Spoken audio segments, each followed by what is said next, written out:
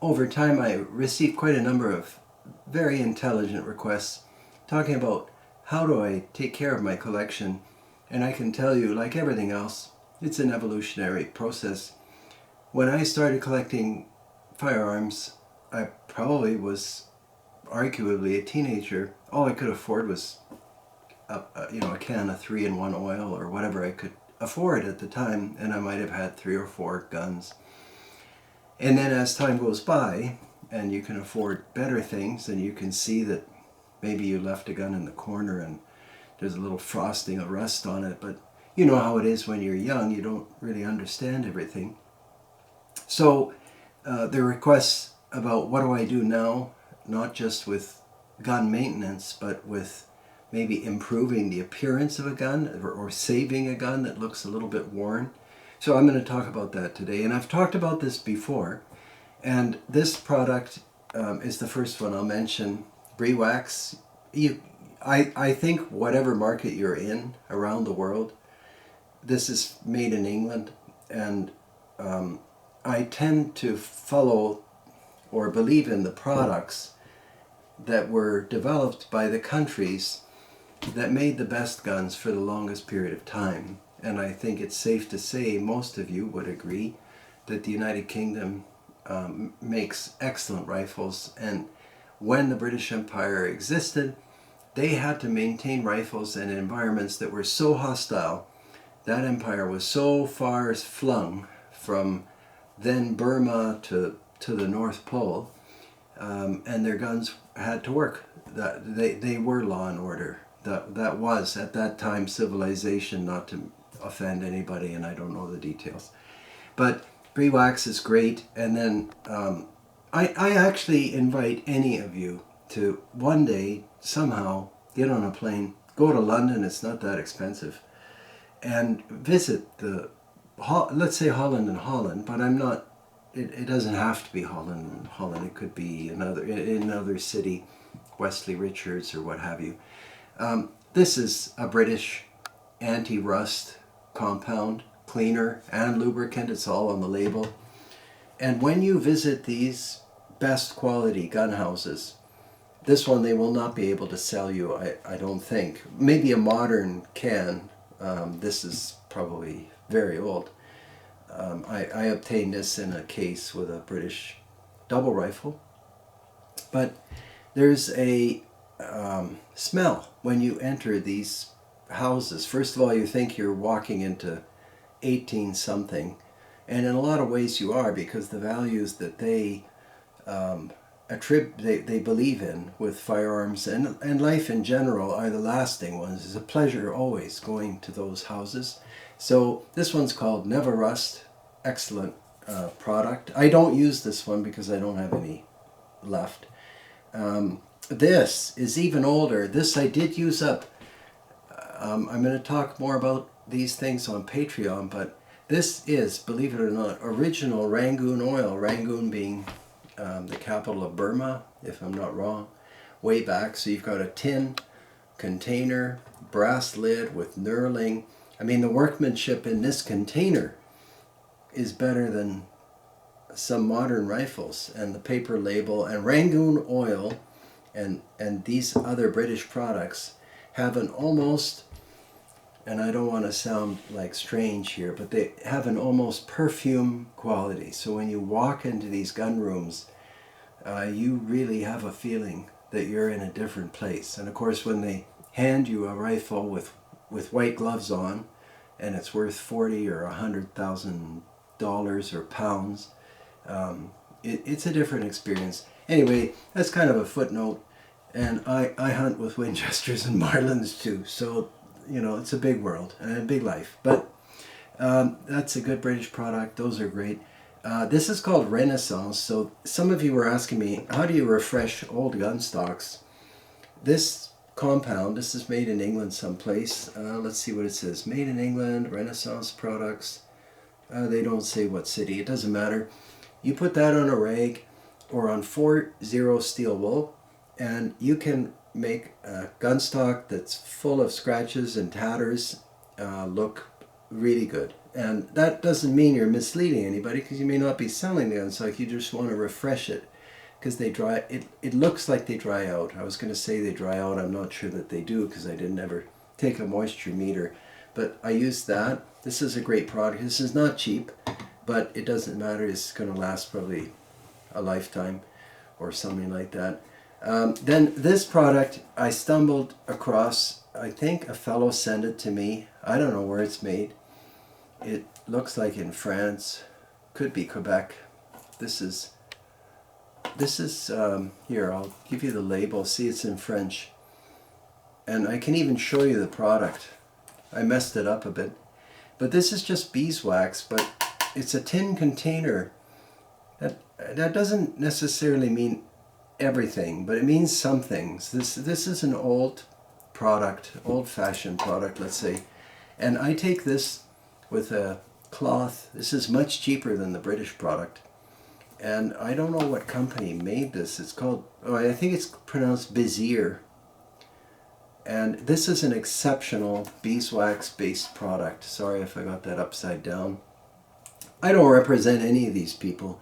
I just have a big gun collection, and I try to keep the stocks and the steel good, rust-free. Stocks dry out, things go wrong in vaults, and you try to, take care of what you have. That's normal. This is exceptional. Then this product, you can see I've used it totally up. This is called Feed and Wax. So I don't know who you feed and wax people are. This is a great product. It says Howard on the bottle. You can figure out, you can find all this stuff. I got this from Don Allen. He used to be he was the founder of Dakota Arms, and he made some guns for me, rifles. Exceptional. I still have one left, and I've showed it to you. It's a 45 ACP, single shot. Wonderful man. Sadly, he passed away, but he sent me this, and I guess exhausted it, so I'll have to find another bottle. In the meantime, I bought this Bezier product, and it's excellent. This is a silver. Now I'm shifting away from the modern back just because I don't plan out these videos well enough. This is a silver container from a double rifle that I had, and you can see there's gun grease in here. Now, people say gun grease gets old and you should throw it out. I've never found that to be true. I still use this grease, and I'm only showing it to you because of the amount of care that went into providing the container out of silver with proper threading and knurling. It's just a beautifully made thing. Anyway, that's just a footnote. Now getting to the main thing that I had so many questions about. What do I use for general maintenance of the metal? So you come back from the range, you don't feel like cleaning the bore. And here's something I'll share with you. I'm sure lots of you target shooters will disagree. That's fine. I'm just saying, I've seen a lot of, especially older guns, that were, in my opinion, over cleaned. The bore being scrubbed to pieces. There's not that much that changes in a bore after 3 or 5 or 20 rounds. Just clean it, make sure it's dry, make sure it's lubricated. I've seen guys take like valve grinding compound, and they're working on the bores, and they're doing more damage to the bore than shooting. Gun barrels are tough. That's tough steel. You have to shoot like 5 to 8 to 10,000 rounds. I know. I've done this. Anyway, so what do I do when I finish shooting? I put these products on the table because they're in my possession. They're on my bench. Who doesn't know WD-40? Who doesn't know this stuff?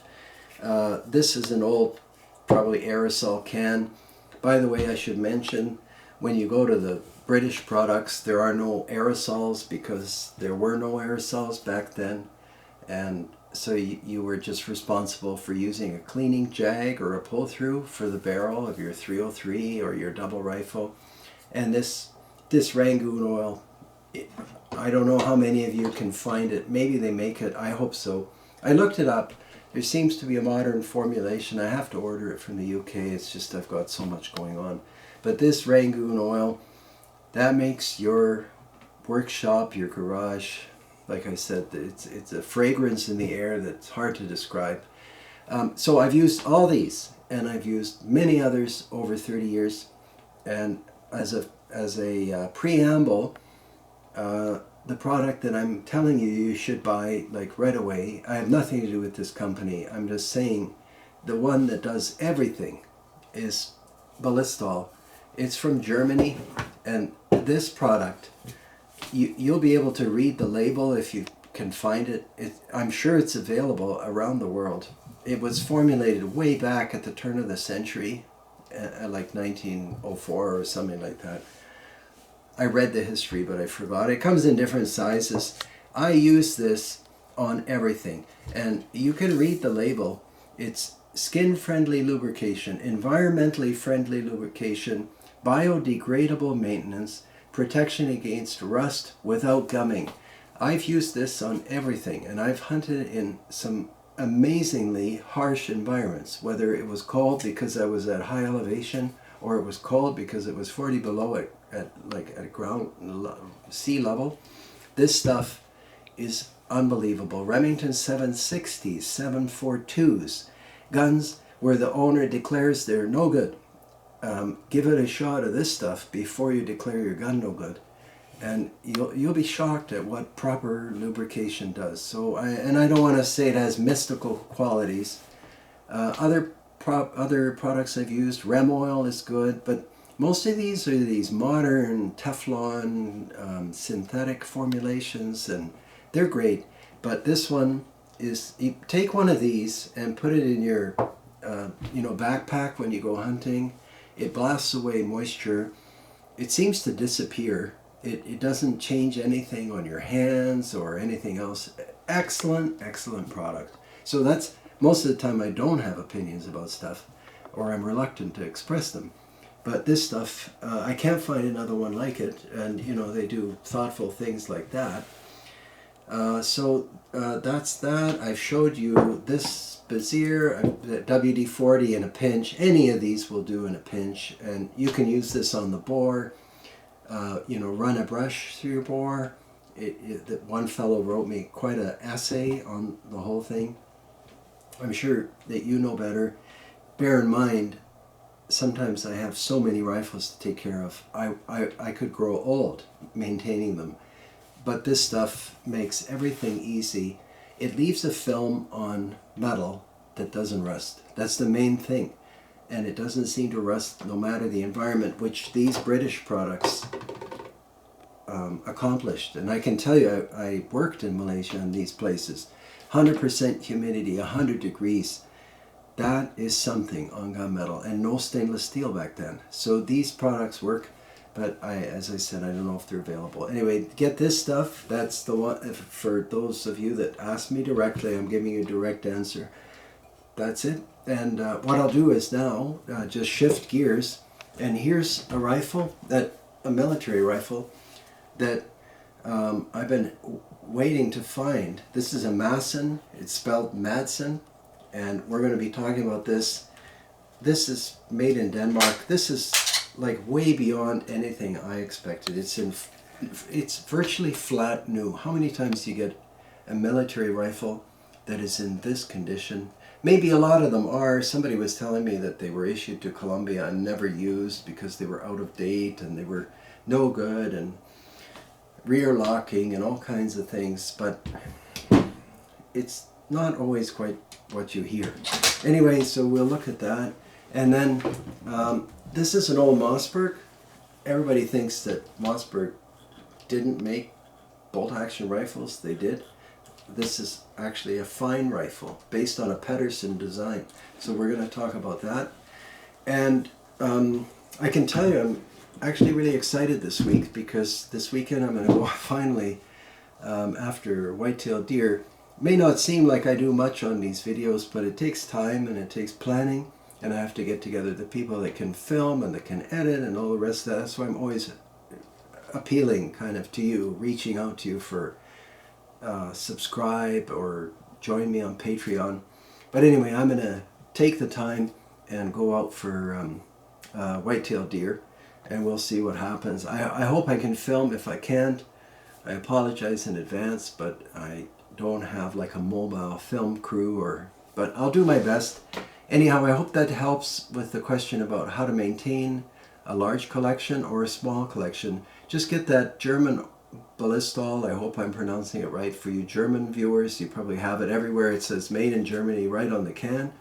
And even if you're lazy, you get in, you're tired, you've been duck hunting, your gun is wet, just spray it with this stuff, wipe it down, spray the bore, and it makes up for all the things that we should do, but we're sometimes not perfect. So anyhow, I hope that helps you. And as always, thanks for watching, and we'll see you on the next video.